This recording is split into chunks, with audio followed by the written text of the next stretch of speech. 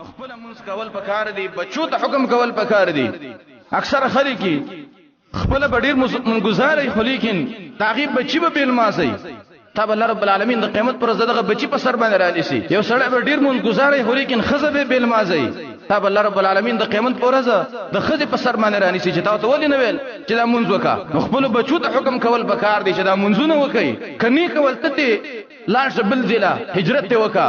ولیکن چې تاسو رب کور کې وسیدل مونږ نه کو د کور نه وشاړه نبی صلی الله علیه وسلم فرمای چې بچو تم حکم وکي چې کله د وکالو شي چې منځونه وکي او چې کله لسکلن شو منځ نه کوي وي او چې کله څوار لسکلن شو به مون نه کو رسول الله فرمای چې د کور نه پسه وشاړي د مون اهتمام کول پکار دي